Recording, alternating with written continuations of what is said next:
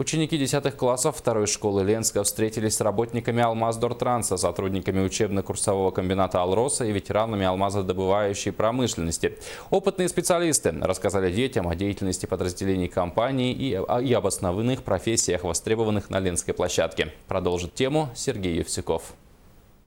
Подробно о тонкостях и привлекательности рабочих специальностей стропольщика и машиниста портального крана рассказал мастер производственного обучения учебного комбината Дмитрий Малафеев.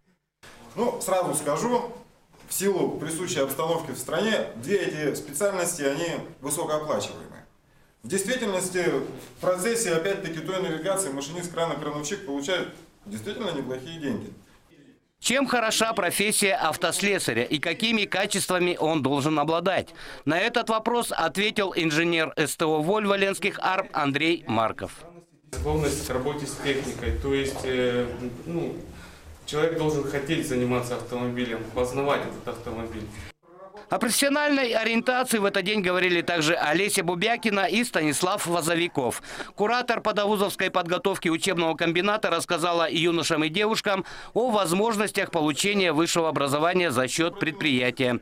А заместитель директора Ленского технологического техникума о новых специальностях, которые предлагает учебное заведение. Станет ли этот день для ребят ориентиром в профессию, неизвестно. Как оказалось, некоторые из них уже определились с выбором.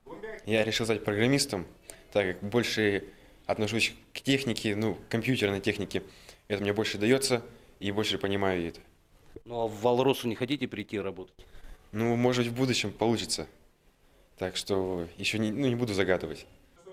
Но, возможно, не все ребята определились с будущей профессией, так что состоявшееся мероприятие явно поможет в выборе.